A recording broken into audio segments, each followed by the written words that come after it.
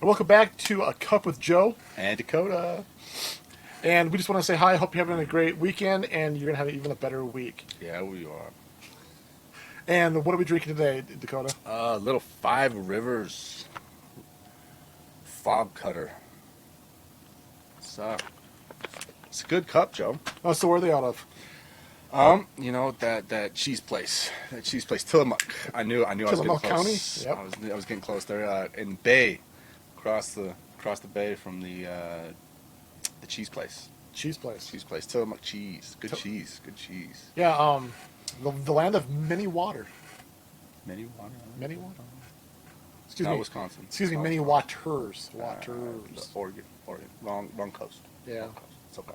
So located directly across from the Tillamook Creamery, Mm-hmm. has been a family-owned business since 2004. I can't speak today. And we truly believe that this is the importance of a family type of a roaster as far as we can see here. You can taste it. It tastes like it's family made. What does it taste to you? What are the notes to you? I'm getting like a dark chocolate. Not so much a acidic flavor, but like more of just a nice piece of dark chocolate. I don't know. I like dark chocolate. I'm biased thanks to my wife. Yeah, it's just nice, smooth, easy. To me, there's just a very nice dark chocolate note all the way across. Finish is nice. Yeah. It's a darker roast though, that's for sure. Yeah, so I get kind of like a smokiness. I'm not sure if it's tobacco or what kind of smokiness to it. Something smokiness, like at the end of that. It's like a cocoa or chocolate, Okay. then a little bit of smokiness, maybe tobacco-ish. I get what you're saying. So did you know that this is an award-winning drink? I did not. I would have dressed up for the occasion. I feel so underdressed, Joe. I mean, an award-winning bean in an award-winning cup. It's amazing. I mean, it is an award-winning cup. I mean, what can I say? I'm biased. Well, I'm definitely biased. So this is a popular medium dark roast coffee. They explain it to be a rich, bold, smooth coffee, and I think they really nail that. Kind of like what you said in line. I think it would be a great coffee to wake up to if you don't want to have that slap in your face caffeine kick, but you just want something that's just gonna like ease you into the day. Yeah, this would definitely. I just was looking at the notes here that we got, and ironically, it pairs good with cheese. Cheese. Who would have thought? Who would have thought? Didn't even put two and two together on that one earlier, but Conspiracy. possibly. Maybe. I mean, when you're across the bay from a cheese factory, makes sense. It does actually. Makes a lot of sense, man. So, Joe, do you want to tell us a little bit more about this coffee? A little more in depth. In depth. So it's a Vienna roast. So that's pretty cool. Which occupies a special place in the spectrum of coffee roasting. It's known for its medium and medium dark appearance, like we've just explained. This roast preserves unique characteristics of coffee beans while infusing them with rich flavors, like the rich flavors like the cocoa and tobacco, chocolates. It is a much more rich. Like I said earlier, there's not so much acidity. It's very smooth and like much more. I would say if you're not really a coffee drinker, it's much more palatable. Okay. Like it doesn't have that initial like that I feel most people when they drink just a black cup of coffee have. Shoot, I'm trying to think back. It's like almost like a. I hate saying this because we've made so many cheese jokes already, but there's like a creaminess, like almost like a cheese coating in your mouth. And I'm sorry to say this, but that's how I feel. It's so. I think that was kind of cheesy. Anyway, sorry. Back to the scheduled program, ladies and gentlemen. So Dad jokes are coming in hard. So 100% Arabic coffee. So Arabic, as you may know or may not know, consumes about 70% of the type of coffee beans in the world.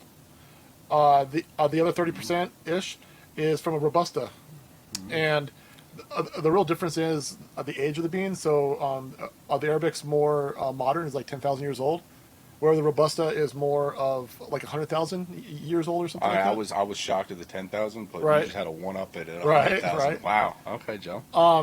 So really, there's a debate between both. One they're saying one is more, I don't know, you say more flavorful, more younger, if you will. Oh, I mean, 100,000 to 10,000. I mean, Right. clearly one's younger than the other. Well, like when you look at like liquor, like for me, between that 5 and 15 years is where I like it, but like you'll pay more for the rarity of something. Yeah. So it's kind of the same idea here.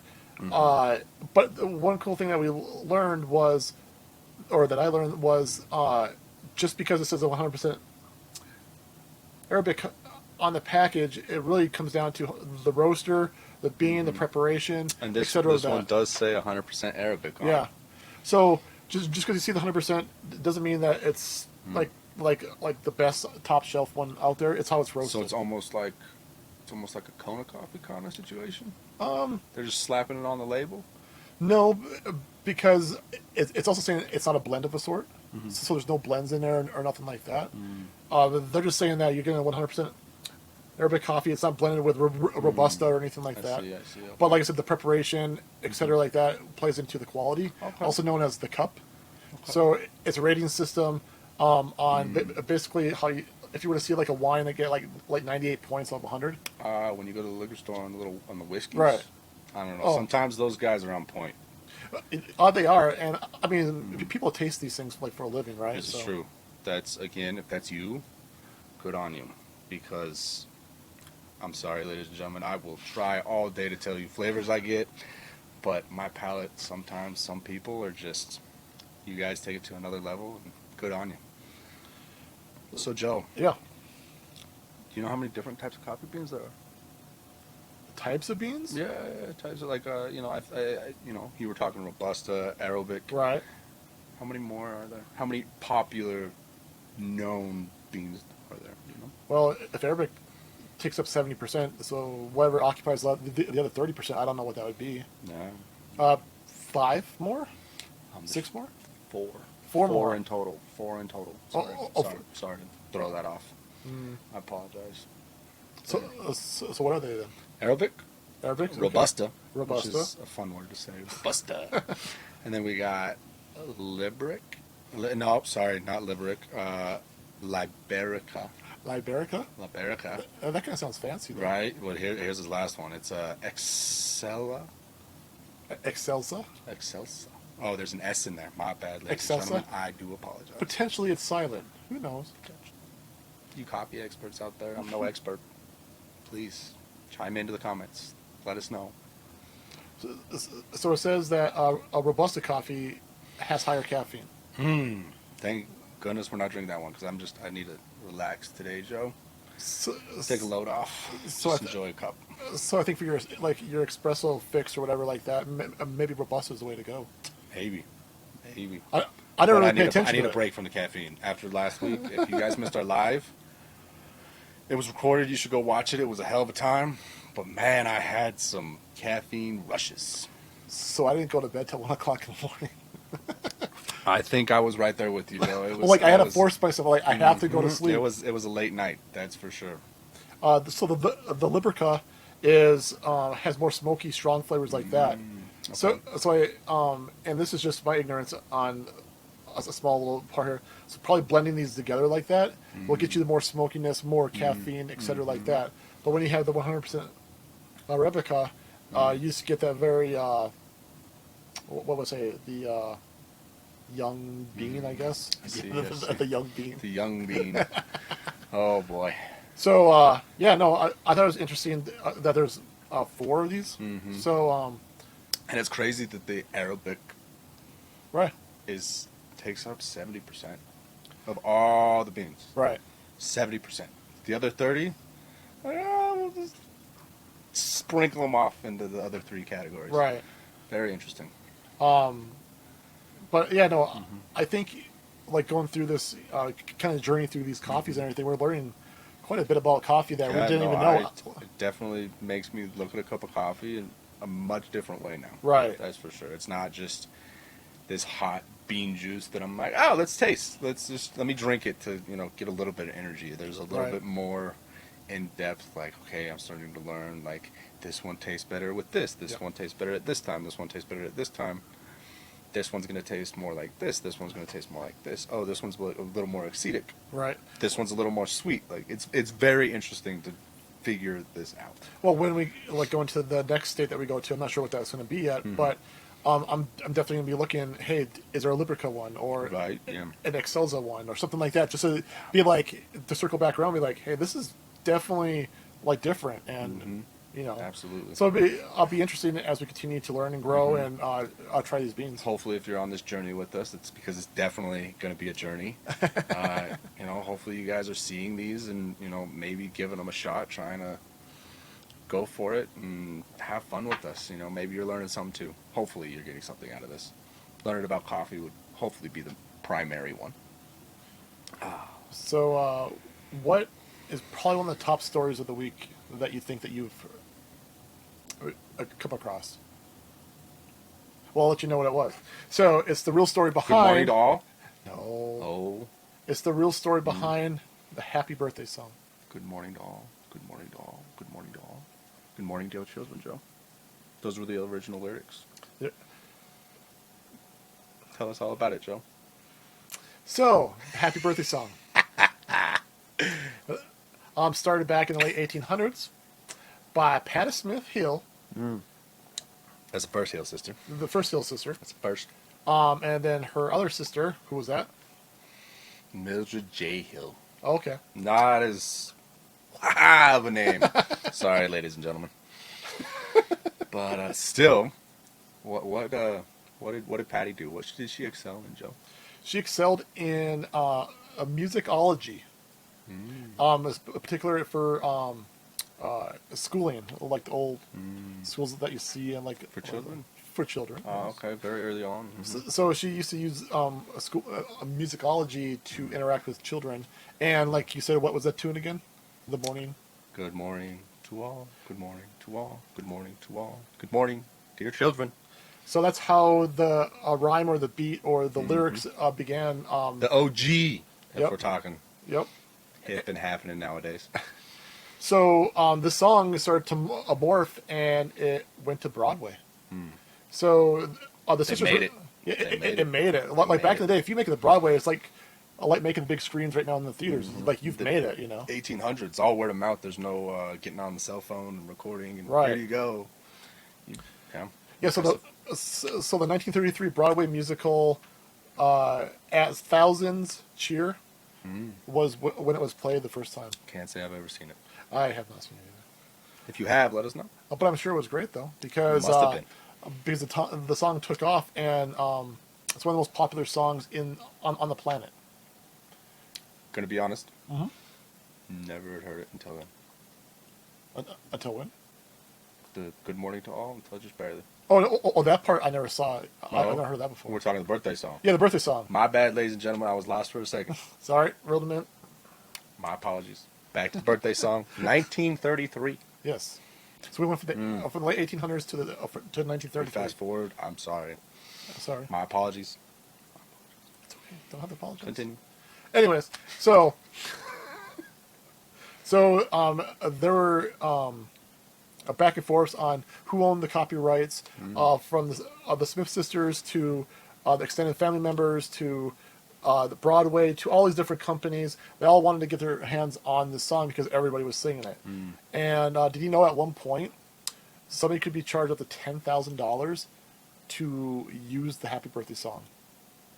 So, like, I mean, I'm not as old as you, Joe, but I'm my so family, old. I'm so old. my family has sang "Happy Birthday" to me a couple times in my lifetime.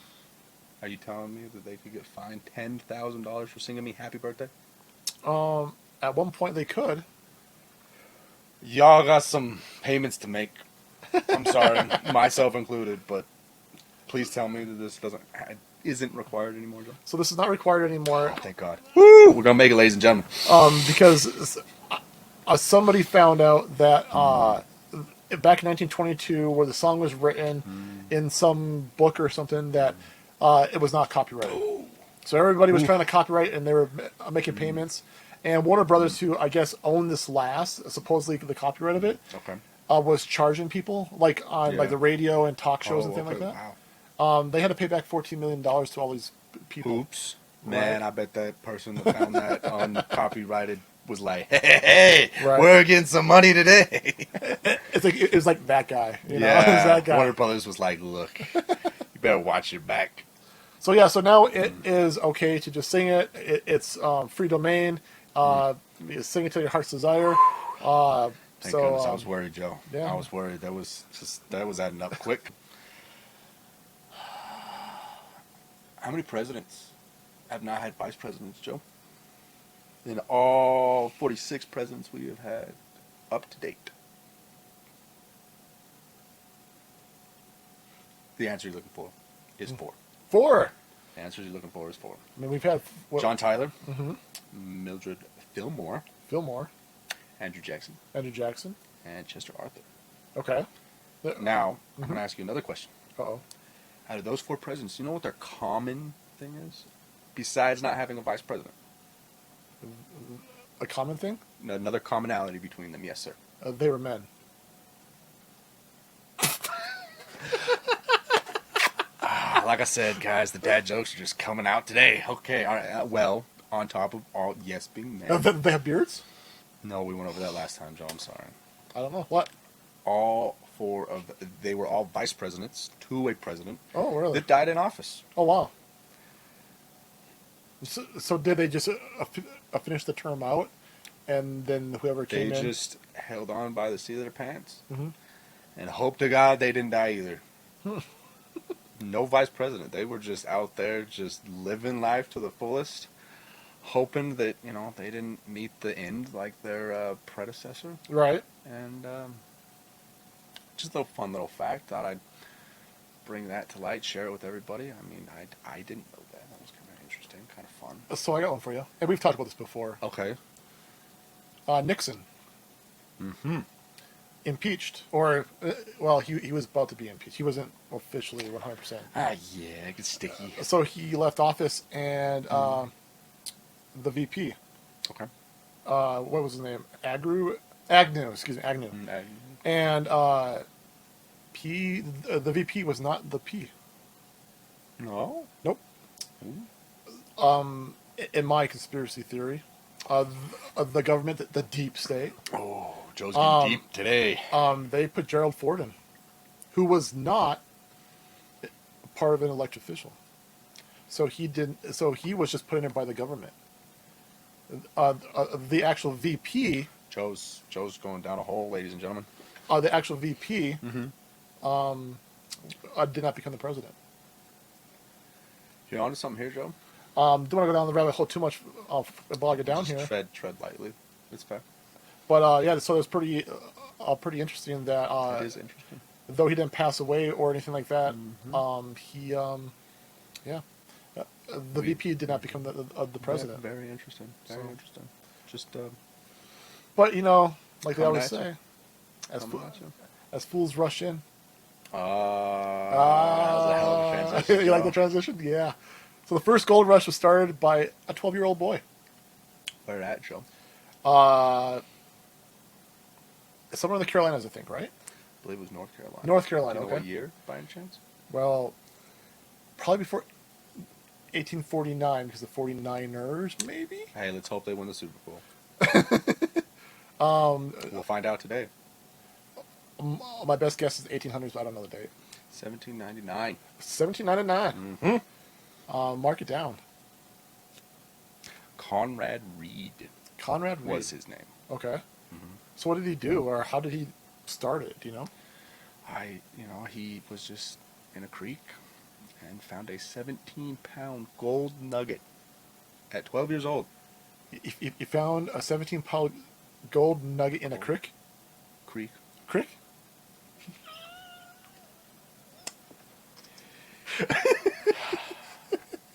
Creek.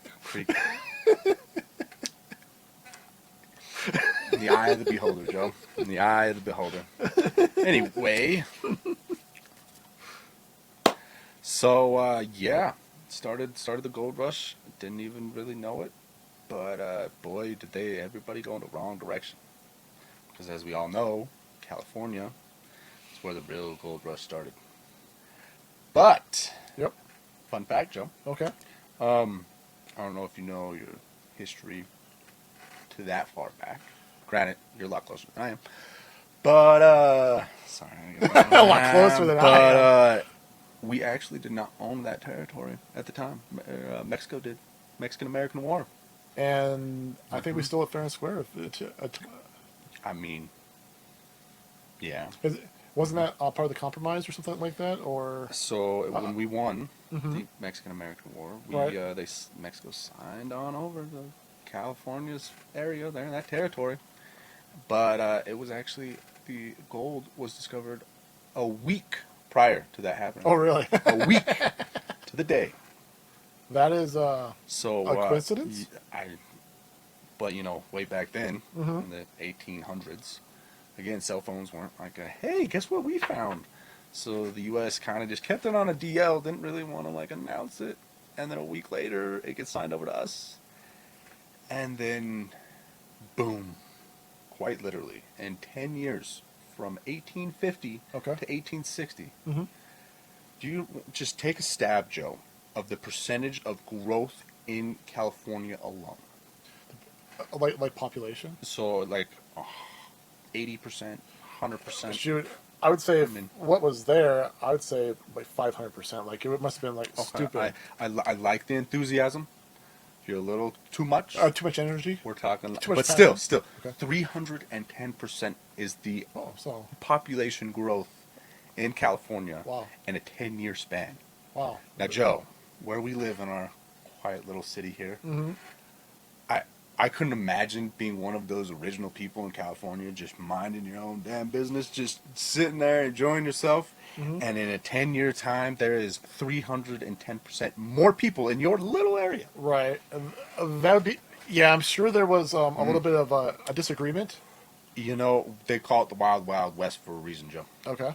I would say that played a part in it. So do you think if you could live back then, would you want to live back then, or is that kind of like no? Maybe if I'm Conrad Reed and finding a 17-pound gold nugget. Well, he found his. He didn't have to go too far. I mean, he was in the already creek. got his. It was in the creek, not the Right. creek. The creek, apparently, according to Joe. Yep, it was in the creek. Another little fact, Joe. Uh You know what the largest piece of gold ever found was? huh. Oh no, that's a good one. What's that? 134 pounds. 134 pounds. Wow. Found in Brazil in 1983. Yeah, That's a chunk of gold, Joe. that's a chunk of gold. I got a question for you. Uh-oh. Now you watch Connoisseur, Okay. Weekend Flex. Go watch that. Joe's Apple Watch. I don't get to participate in those videos. Joe says something about I don't have a watch cool enough, something like that. I don't know. Let him know in the comments. I should be able to come on with my Apple Watch. Anyway, how many Rolexes do you think you could make with 134 pounds of gold? I believe you could probably make about 1 million gold watches. I'd guess. Like I can't do all the metrics in my head, but it's No. I put you on the spot. about 220 to 230 grams of gold per watch, whatever that equals, divided into all that. Yeah, but I mean, we could like have like a,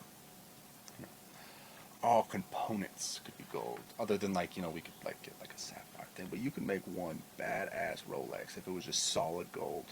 So, by the way, so this wasn't planned. No, I kind of threw Joe on the spot. No, I'm putting you on the spot now. Oh, I'm throwing it back. shit. So, Plot twist. What's this? gotta open it up. Oh, Joe's. Some people. Ladies and gentlemen, this is all unscripted. This is. I was actually going to do this next week, but because of this, how you segmented this is perfect. Well, ladies and gentlemen, everything happens for a reason. Everything happens for a reason. Everything happens for a reason. So what do you got in there? Seiko. Maybe, let me try. You know what? Let me screw that box. This box is So be careful on the side. The cards are going to fall over here. okay. Seiko here. Okay. Oh. Ooh. So what's your favorite color? This was Sly Joe, so he may have asked me what my favorite color was the other day. Random question for Joe to ask me, but the correct answer to that is orange. Orange, ladies and gentlemen, the orange is Seiko. So it's also a GMT also. There we go. Get the glare off that. Wow. So that's a GMT also. So you can travel and be different time zones. You got 100 meters or 10 bars of water resistance, so you can at least go swimming. I wouldn't go in the ocean with that thing or anything. And it's a great starting watch. The lume's going to be awesome. Joe, and you're going to make me tear up. You're going to make me tear up. So you have your first real watch. Ladies and gentlemen. Who needs Apple Watches? So it's got the plastic and everything on it. We'll probably have to fit it up and everything. We'll just, for sake of the video, and we'll just have some fun with this. We're just gonna slap this puppy on right now. It's probably gonna be too big. I got small wrists, but Joe's let me put on enough for Rolexes of his. Like I said, if you haven't, go watch the Weekend Flex. You will not be disappointed. You won't see this wonderful face, but you'll see that glorious beard. So go for it. And he's got the Jubilee bracelet. Ooh, it's so fancy. Shit, we'll just leave the tag on for right now, just to look pretty. Are you upside down? Or are you right side up? We are right side up. Okay. No, only doing that mistake once. No, you're upside down. What? Yeah, you're. Oh, ladies and gentlemen, I'm sorry. Somebody set me up for failure. There we go. There you go. There we go. Baby steps. We're getting there. Baby steps entirely. I'll show you how to. Well, currently we're too big, but hey, we'll say this is a Sunday flex this time, guys. It's definitely too big, but thank you, Joe. Appreciate it. What a hell of a segue. Anyway, I'll just be like, suck. I'm just gonna sit like this the rest of the video, ladies and gentlemen. I was like, if you want to start off with your first watch and see if you really can get yourself into it, a Seiko is a great way to enter that level. This was a thank you, Joe. You're welcome. Thank you. Anyway, back to the original scheduled program here. Whew. So you know that nasty beer that I mean, that beer that you like, Joe. The black one. So more specifically, the I believe it's a stout. Guinness. Now, Joe, you have marked something off the bucket list. Now, I know what I said earlier. The nasty, disgusting. Definitely not nasty, disgusting. Subjective. Not my beer of choice. But I have heard a rumor. Oh, rumors, okay. That the Guinness Book of World Records was actually started by the brewery. Oh, really? That's cool. To settle bar bets. Now, settle bar bets. Knowing that you like Guinness so much, I had to go find this out. I had to do a little bit of research. Right. I didn't have to try very hard here. But that is true. That is actually true. Back in 1951, they started making this so that they could settle bar bets. That's cool. So, you know, it was, man, it's kind of crazy that a brewery saw people betting crazy, random, what the hell things, and decided, hey, you know what? Let's make a book of just all these things, so that we can start selling it to bars and putting it in there. Well, that's really cool. And saying, hey, well, here you go. Here, look, where's that Book of World Records? But let's put Guinness in front of it, just so everybody knows, like, hey, get this nice dark beer that tastes like a watered down milkshake.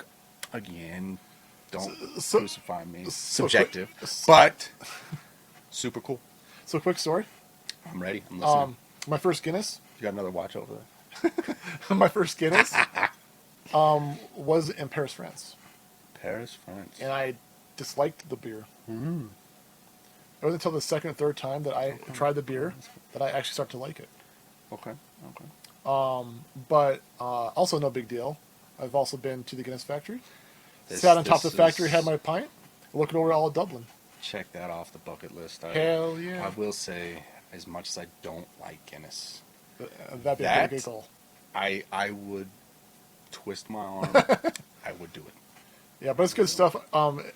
So have you ever noticed when, I'm not sure if you've been to like an Applebee's or Chili's anytime recently. Okay. They have those little monitors that you can do like trivia games and everything like that. Okay. Yeah. Maybe that has something to do with the Guinness Book of having that kind of trivia kind of Maybe. a readership or whatever. But I thought that was pretty cool. No, That who knew? yeah, I didn't know that. Very it makes interesting. sense. Very interesting name. Like I know, growing up, like at least for me, I was like always like, why is it Guinness Book of World Records? And then you get older and you hear about Guinness beer, Don't put one and one together. and you don't ever think that like, hey, this guy and this guy are the same. Right. And then come to find out that this beer that you love and enjoy Absolutely love it. also has a book of world records. Yeah. And Yeah, for sure. That's actually a really cool one right there. insane, like it's very definitely an innovative way to look at the world. Mm-hmm. Just being a brewery and then saying, hey, you know what? Let's transition over into another feat we don't even know. Right. And they saw a need and filled the need. And now look at them. I would say that arguably Guinness Book of World Records is more recognizable than Guinness beer. I would say. Aren't they just the one and the same? Kind of like the universe. Oh yeah, we're gonna go deep one more time. We're gonna bring it with deep. these transitions today is Really good. I mean, he outdid himself with this. I can't top that. So, Tell us more, Joe. so last week we tried to explain, or I tried to explain, we about time and protons, and if a tree falls in the forest and nobody hears it, did it really happen? So if you don't know that answer, go back and check out our live. But this one is the connectivity of everything in the universe is connected together. So, for example, our brain to our lungs to everything is interconnected like a system, basically. And I am pretty connected. And I would hope. the thought of this segment is that our bodies, our brains, are always on the edge of chaos. The universe is on the edge of chaos all the time. Chaos. And it's actually a good thing. Really? Because it creates growth, expansion. Okay, I can see that. Like in high stress situations, I feel you tend to like figure out the most. So basically, Can't really just walk around it. no, well, you really can't. Not when We're kind of like here. Surprise! So, peeling back a layer here. So if you're like a baby, you're always trying to learn, and you'll figure this out really soon. But every day you're learning more and more and more, and you're getting to basically whatever Dakota is now. But there comes a point where you're slowing down just a little. At some point, there's a slowdown, and that's not good. You got to actually stay healthy and to grow is to continue to create chaos, not like uncontrollable chaos that you're trying to just spin out of control. Yeah, no, it definitely makes sense. Like when you stay busy, Right. you tend to like, at least personally here, I don't know about all you in the wonderful world, but at least personally, if I am doing something and like go from one thing to the next thing to the next thing to the next Right. thing, I definitely feel more at ease. Right. When I'm not doing anything, when I'm just kind of just sitting around with less chaos, I tend to, that's when I start to freak out. Like there's no, Yeah. So it makes sense if you're constantly learning, constantly in chaos. Right. Makes sense. So this, so scientifically, they were talking about Murphy's Law Okay. and how disorder in the universe or in your life or just in reality, however you want to frame it, is kind of a scientific way of explanation to Murphy's Law. Okay. So anything that can go wrong will go wrong. And so, like in business world and just in life, those people who can take the punches and go with the swings and whatnot like that, usually not all, come out better on the other side because they went through that growth right there. Okay. But I thought it was really interesting. Makes you think. Yeah, no, like, are you too comfortable? And if you're too comfortable, is it actually hurting you? And are you challenging your brain to grow and working out? Are you strengthening your lungs or you're weakening your lungs, et cetera, like that? Yeah, there was that first Slim Fit workout that we did, at least that I participated in. Almost didn't make it home. So tell us about your first Slim Fit workout, Dakota. Well, those in the world that don't know about Slim Fit. Slim being a mutual friend of ours, lives down the street. We do CrossFit there. I know, controversial. Don't crucify us in the comments. But I just moved into the neighborhood. The new guy on the block also happened to be the youngest by a couple years. But you were hanging tough. Anyway, I went and worked out with these old men, and boy, Older men. did I bite off more than I could chew. I was laying on the floor of that garage for a while, and I think you almost had to carry me home that day, Joe. Yeah, we didn't think that you were gonna come back. Yeah, no, I showed up the next day, and I think that there was a lot of faces, but I stuck it out. Right. It's a fun time, but that chaos, I definitely grew from it. Definitely realized that I didn't have to try and beat the old guys because I was way out of shape back then. Right. But yeah, no, chaos, growing the chaos. It was definitely chaotic that day. it was a fun. It was a fun chaos. Fun. I would not consider it fun. Probably would, because I'd be laughing my ass off as I was watching it, but I wish we could have just like taped that one, but anyway. no, I'm grateful that did not happen. Anyway. But anyways, so this whole article, it's a very long, extensive article, just talks about how chaos and the universe works together. You know, there are people that would say you create your own reality, you create your own luck, things like that. I think this kind of plays into that, where if you're comfortable, you're not growing, and if you're not out there clashing, if you will, with the chaos, you can't create those opportunities. And both physically, mentally, all these things in general. Yeah, no, definitely. If you're feeling it a funk, just get up, go for a walk, put a little, just disrupt your day. I think Right. I think the thing that I got out of this article is just do something out of the norm. One thing I do that's kind of makes sense. Not saying that this works or whatnot. What works for you, right? I usually every so often, every couple of weeks, I take and I change the time on my alarm. Okay. My wife, I'm definitely one of those people that has 10,000 alarms, hit snooze, but I will always change the first one to kind of throw me off, and for like a couple days after I make that switch, it keeps my body guessing, and I actually do tend to wake up with the first alarm, which my wife always loves. Cassie, if you're watching this, love you, babe. But yeah, I tend to do that, and it's not like I change it like hours or half hours. It's like a couple of minutes, like here or there, right? And I kind of toy with it, and I just have a rotation of that, and my body kind of never gets used to it per se. I mean, I definitely do have some days I feel like we all are like, I don't want to get out of bed, snooze. I definitely have those days more than not, but yeah, no, just a little, and personally, again, if I feel kind of in a funk, just I get up and go outside, walk around, just walk down the street, even just a short little walk, maybe to the neighbor's house and back, like right, just something to disrupt, add a little chaos to the day. Sure. And I feel like that helps me a lot. So I mean, I don't know if you do anything like that, Joe, but at least personally, that's what I do. So one thing I do sometimes, and actually I did this I learned this in the military, honestly,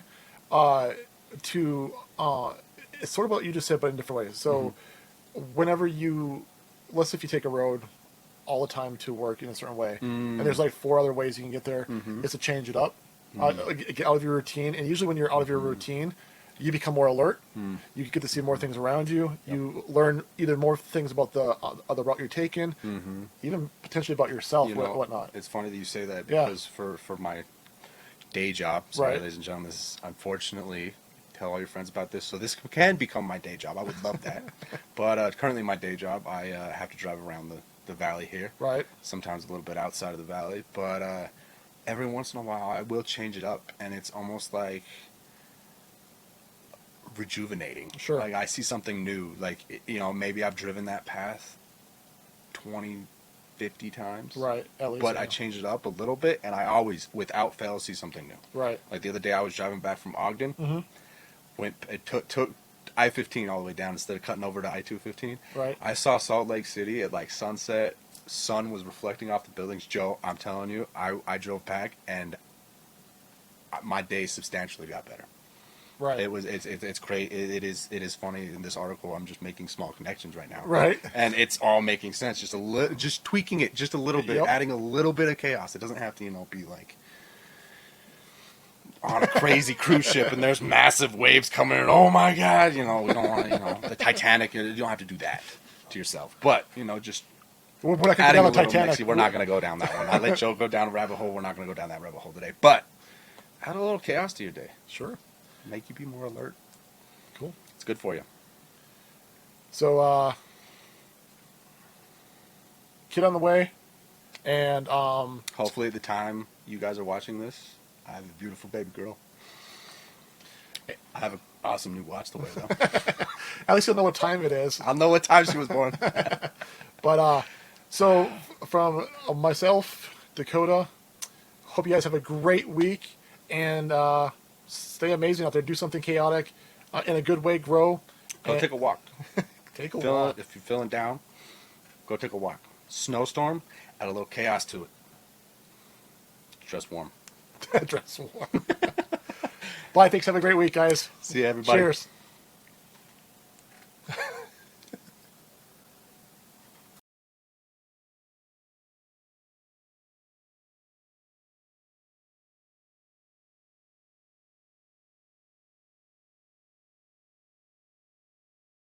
It's not live. So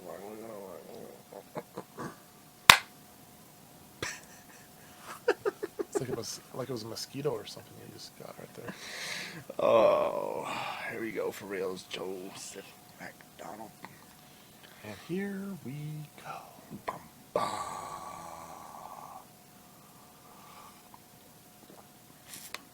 Do you think it's centered enough for you? Is that a fat joke? No, it's big. Whoa, don't do that. Don't fucking move that over there. I'm fucking my book down. I mean, we can. No, you really can't. Yeah, you can't even bring it in front. Let's put it down here. Why you gotta do me like that, Joe? See, Always now, gotta fuck around. so it's not like it's not even here now. Always fucking around, Joe. Always fucking around. We're ready? Why are you hiding the camera from me? Why you gotta do me dirty like that, man? Do you like to watch yourself? I gotta see myself. I'm watching it. You're gonna fucking put this on. God damn you, Joe. You fucking put me into that. You dirty bomb. So are you ready? I think so.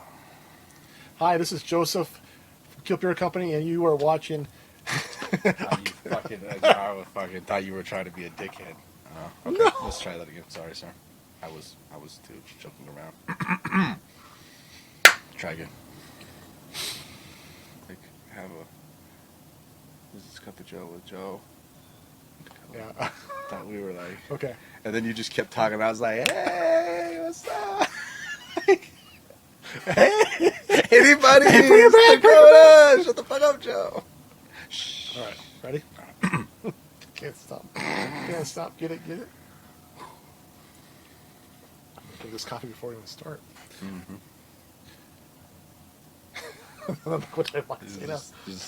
Oh, okay. Hello, this is. It's Joe. It's Joe, ladies and gentlemen. Hello, this is Joe. It's Joe. And With a cup of Joe. And Dakota. It's not that hard. Just say it. It's okay.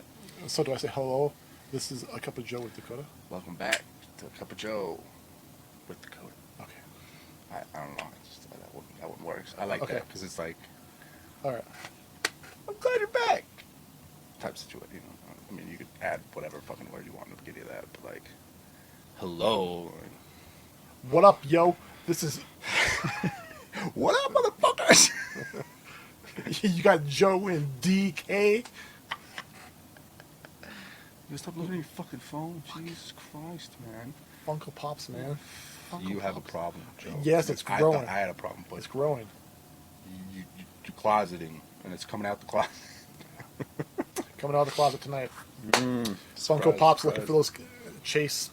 Anyways. That was... Happy birthday to you. Hey, careful. Somebody could find you.